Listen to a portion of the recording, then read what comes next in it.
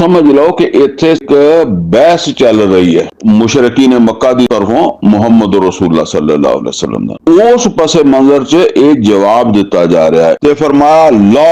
जिदा कहता नहीं, यानी तुसी जो कहते हो ठीक नहीं, ये गलत ही है और ठीक की है। उक़सिमु बियौमिल क़ियामा, ए मुहम्मद रसूलुल्लाह सल्लल्लाहु अलैहि वसल्लम, मतलब यह है कि तुसी इन्हां नूं कहो कि मैं कसम खाना क्यामत दी, कि क्यामत बियौमिल क़ियामा, क्यामत दे दिन दी तुसी शक करदे नहीं होना, और मैं कसम खा के कहना। हुण इहदे विच बंदा कहंदा है कसम खाण नाल की फर्क पैंदा, जिदा सूरह तगाबुन च भी आया ना, अल्लाह दी कसम तुसी लाजमी जिहड़ा ना उठाए जाओगे और फिर तुहानूं दस्सिया जाएगा जो कुछ तुसी अमल कीता। ਇਹਦੇ ਵਿੱਚ ਅਸਲ ਦੇ ਵਿੱਚ ਨਬੀ ਸੱਲੱਲਾਹੁ ਅਲੈहि ਵਸੱਲਮ ਦਾ ਉਹ ਮੁਕਾਮ ਹੈ ਜਿਸ ਮੁਕਾਮ ਤੇ ਨਬੀ ਸੱਲੱਲਾਹੁ ਅਲੈहि ਵਸੱਲਮ ਫਾਜ਼ਾ। ਬਾਜ਼ ਔਕਾਤ ਸਾਡੇ ਮੁਖਾਲਫ ਵੀ ਬੰਦਾ ਹੁੰਦਾ,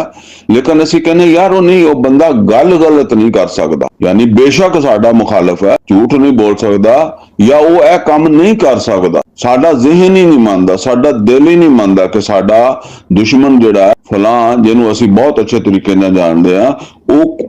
ਕਿਸੇ ਗੱਲ ਦੇ ਹਵਾਲੇ ਨਾਲ ਕੋਈ ਆਦਮੀ ਉੱਤੇ ਇਲਜ਼ਾਮ ਲਾ ਸਕਦਾ, ਇਹ ਨਹੀਂ ਕਰ ਸਕਦਾ। ਇਸੇ ਤਰ੍ਹਾਂ ਮੱਕੇ ਦੇ ਲੋਕ ਜਿਹੜੇ ਆ ਨਾ, ਜਿਨ੍ਹਾਂ ਨੇ ਨਬੀ ਸੱਲੱਲਾਹੁ ਅਲੈहि ਵਸੱਲਮ ਨਾਲ ਮਿਲਿਆ ਵਰਤਿਆ, ਇਸ ਗੱਲ ਨੂੰ ਸਮਝਦੇ ਆ ਕਿ ਮੁਹੰਮਦ ਰਸੂਲੁल्लाह ਸੱਲੱਲਾਹੁ ਅਲੈहि ਵਸੱਲਮ और फिर ਕੋਈ ਗੱਲ ਝੂਠ ਕਹਿਣ, ਅਗਰਚੇ ਉਹਨਾਂ ਦੇ ਚੁੱਕ ਬਾਅਦ ਆਪਣੀ ਮਜਬੂਰੀ ਦੀ ਵਜ੍ਹਾ ਤੋਂ, ਜਿੱਦਾਂ ਅਸੀਂ ਪਿਛਲੀ ਸੂਰਤ ਦੇ ਵਿੱਚ ਪੜਿਆ, ਵਲੀਦ ਬਿਨ ਮੁਗੀਰਾ ਸੀ, ਮੰਨਣ ਦੇ ਬਾਵਜੂਦ ਇਨਕਾਰ ਕਰ ਗਿਆ, ਲੇਕਿਨ ਦਿਲਾਂ ਦੇ ਵਿੱਚ ਤਾਂ ਫਿਰ ਇਹ ਗੱਲ ਹੁੰਦੀ ਹੈ ਨਾ ਕਿ ਇਹ ਗੱਲ ਤਾਂ ਅਸੀਂ ਕਰ ਰਹੇ ਹਾਂ, ਮਗਰ ਸਾਨੂੰ ਆਪ ਹੀ ਜਿਹੜਾ ਨਾ ਉਹ ਅਹਿਸਾਸ ਹੈ ਕਿ ਗਲਤ। ਇਸ ਤਰ੍ਹਾਂ ਫਰਮਾਇਆ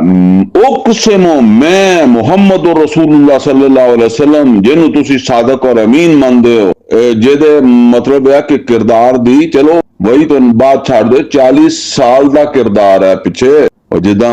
गालबन सूरा यूनस चाहता ना कि मैं तुहाडे विच एक उम्र गुजार चुकिया, वो जेड़ा मैं वक्त गुजारिया उन्होंने जानते नहीं कि किदां दा सी। उक़सिमु बियौमिल क़ियामा, मैं कसम खाना कि क्यामत वो बिल्कुल वकूअ पजीर होएगी, वो होनी है, तुसी जिहनूं नहीं मनदे। वला उक़सिमु बिन्नफ्सिल लव्वामा, और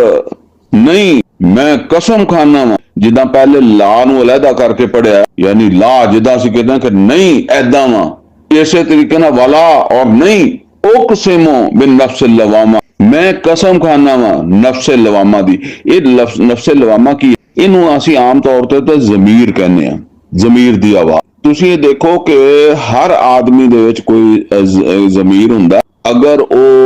मर ना जावे, दब ना जावे, मसख ना हो जावे, मुनकर नूं तरक्की मिल रही होवे तो उन्होंने टेंशन हो जाती, मतलब यह कि कोई जुल्म कर रहा